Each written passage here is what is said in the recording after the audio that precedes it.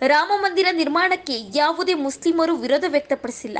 ಆದರೆ ಕಾಂಗ್ರೆಸ್ ಪಕ್ಷದ ನಾಯಕರು ಮಾತ್ರ ವಿರೋಧ ವ್ಯಕ್ತಪಡಿಸುತ್ತಿದ್ದಾರೆ ಎಂದು ತುರುವೇಕೆರೆ ಕ್ಷೇತ್ರದ ಶಾಸಕ ಎಂಟಿ ಕೃಷ್ಣಪ್ಪ ತಿಳಿಸಿದರು.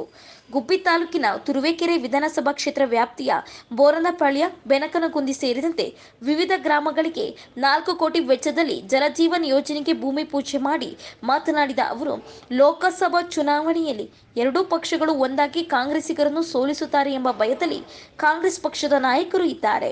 ಇಡೀ ರಾಷ್ಟ್ರದಲ್ಲಿ ಅತ್ಯಂತ ಸುಳ್ಳುಗಾರ ಮುಖ್ಯಮಂತ್ರಿ ಎಂದರೆ ಅದು ಸಿದ್ದರಾಮಯ್ಯ. 7 ತಿಂಗಳ ಆಡಳಿತದಲ್ಲಿ ರಾಜ್ಯದ ಅಭಿವೃದ್ಧಿ ಶೂನ್ಯವಾಗಿದ್ದು ಯಾವುದೇ ಕೆಲಸಗಳು ನಡೆಯುತ್ತಿಲ್ಲ ಎಂದು ಕಿಡಿಕಾರಿದರು. ಕಾಂಗ್ರೆಸ್ ಬೇರೆ ಕೆಲಸ ಇಲ್ಲ, ಅವ್ರಿಗೆ ನಡ್ಕ ಬಂದಿದೆ. ನಾವೆಲ್ಲೂ ಒಂದಾಗಿ 28 ಗೆಲ್ತೀವಿ ಅಂತ ಅವ್ರು ಹುಚ್ಚು ಸ್ಟೇಟ್ಮೆಂಟ್ ಕೊಡ್ತಾರೆ. ನೀವು ನೋಡೋಕ್ಕಲ್ವಾ, ಇಡೀ ರಾಷ್ಟ್ರದಲ್ಲಿ 142 ಕೋಟಿ ಜನ ರಾಮನ ದೇವಸ್ಥಾನ ಉದ್ಘಾಟನೆ ಮಾಡೋ ಖುಷಿ ಇರುವಾಗ ಯಾವ ಮುಸ್ಲಿಮರು ರಾಮನ ದೇವಸ್ಥಾನ ಉದ್ಘಾಟನೆ ಮಾಡಿ ಅಂತ ವಿರೋಧ ಮಾಡ್ಯವ್ರ? ಯಾರ ಮುಸ್ಲಿಂ ಮಾಡೋರೇನ್ರಿ ಈ ರಾಷ್ಟ್ರದಲ್ಲಿ? ಯಾವ ಸಂಘ ಸಂಸ್ಥೆ ಮುಸ್ಲಿಮರು ಮಾಡೋರ? ಕಾಂಗ್ರೆಸ್ ಕೆಲಸದಿಂದ ಬರೀ ಮಾತಾಡ್ತಾರೆ ಅಷ್ಟೇ. ಸೊ ಅಭಿವೃದ್ಧಿ ಕೆಲಸಗಳೇನಾದ್ರು ಝೀರೋ ಬಿಗ್ ಝೀರೋ, ಏನೂ ಆಗಿಲ್ಲ.